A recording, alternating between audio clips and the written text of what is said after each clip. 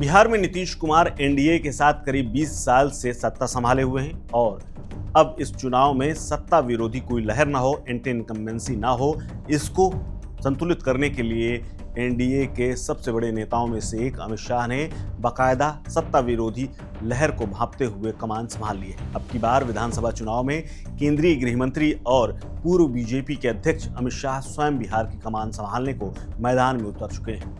वो न सिर्फ नीतीश कुमार से मिल चुके हैं बल्कि तमाम एनडीए के गठबंधन के सदस्यों को भी साधने की कोशिश कर रहे हैं। बिहार चुनाव को लेकर के एनडीए के अंदर सब कुछ रणनीतिक समन्वय बने रहे, इसके लिए अब अमित शाह स्वयं मैदान में उतरे हैं और उन्होंने किसी भी असमंजस जैसी स्थिति से पार पाने के लिए अब स्वयं अपना दिमाग वहीं फोकस कर दिया है। इसीलिए शाह सबसे पहले पटना पहुंचे, नीतीश कुमार से मिले, इसके अलावा अन्य सहयोगी दलों से भी मुलाकात कर रहे हैं। बिहार एनडीए के इतिहास में पहला मौका है जब बीजेपी अघोषित चुनाव प्रभारी के नेतृत्व में मैदान में उतरने जा रही है। इससे पहले हमेशा नीतीश कुमार ही कमान संभालते थे। इससे भी बिहार में एनडीए को लेकर के बीजेपी के शीर्ष नेतृत्व की सूक्ष्म रणनीति और दूरदर्शिता का अंदाजा लगाया जा सकता और समझा जा सकता है कि एनडीए के लिए ये चुनाव कितना महत्वपूर्ण है। गुरुवार को विधानसभा चुनाव की तैयारियों को लेकर के दो अलग अलग क्षेत्रीय कार्यकर्ता सम्मेलन में जाने से पहले अमित शाह ने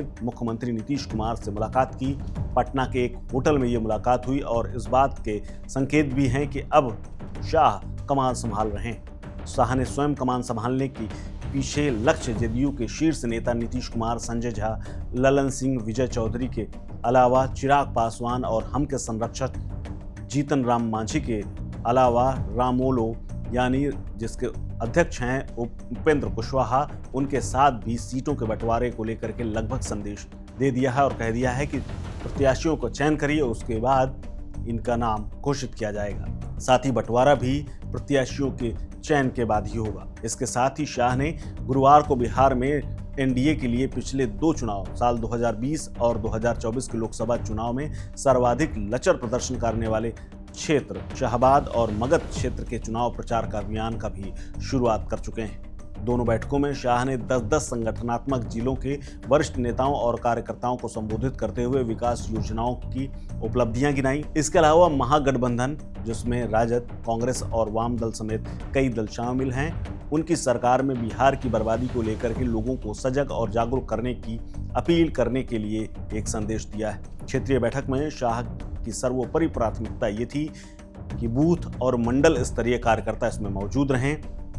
दोनों क्षेत्रीय बैठकों में शाह ने विशेष तौर पर क्षेत्र के हिसाब से आदेश दिया और कहा कि क्षेत्र विशेष को लेकर के प्रधानमंत्री नरेंद्र मोदी, मुख्यमंत्री नीतीश कुमार की दूरदृष्टि और ध्यान आकर्षण करने वाली तमाम योजनाओं को जनता तक पहुंचाएं। सीधे सीधे हर वर्ग और हर व्यक्ति को मिलने वाले आर्थिक लाभ के बारे में बताया जाए। इसके अलावा शाह ने प्रधानमंत्री नरेंद्र मोदी की जन्मतिथि के मौके पर 17 सितंबर की रात 9 बजे जब वो पटना पहुंचे, उसके बाद 18 सितंबर की सुबह 9 बजे से उन्होंने पटना से वापसी की। इस दौरान करीब 24 घंटे में पूरा प्रवास चुनावी समीकरणों को साधने के लिए ही बीता।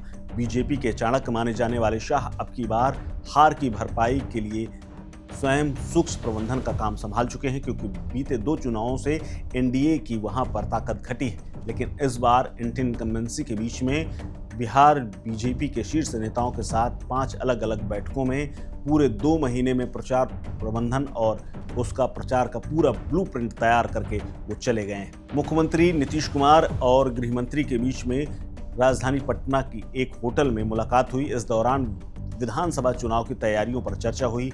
दोनों नेताओं ने अब तक की तैयारियों पर संतोष व्यक्त किया है और महत्वपूर्ण पक्ष एनडीए के घटक दलों की अभूतपूर्व एकता को बताया है। एनडीए के गठन के बाद पहली बार सभी घटक दलों के जमीनी कार्यकर्ता एक साथ बैठक सम्मेलन कर रहे हैं, यानी आपसी समन्वय का जो काम है वो अमित शाह के इशारे पर हो रहा है और उन्हीं के निर्देशन में हो रहा है। सीटों को लेकर के कोई मतभेद ना हो, इस बात का भी अमित शाह ख्याल रख रहे हैं। इसके अलावा उन्होंने इशारों में लोजपा रामविलास यानी जिसके अध्यक्ष हैं केंद्रीय मंत्री चिराग पासवान को लेकर के तमाम सीटों की मांग के बारे में भी इस बारे में चर्चा की और इस बात को स्पष्ट कर दिया कि इस बार सबको समान व्यवहार और सामान्य रूप से अपनी ताकत, अपनी क्षमता के हिसाब से सीटें दी जाएंगी। जदयू ने यह भी बता दिया है कि चिराग का मामला बीजेपी से जुड़ा हुआ है और उन्हें दी जाने वाली सीटों का निर्धारण बीजेपी को ही करना है। नेताओं के बीच में इस बात को भी सहमति के तौर पर तय कर लिया गया है कि तमाम घटक दलों की सीटों की संख्या को लेकर के कोई मतभेद ना हो,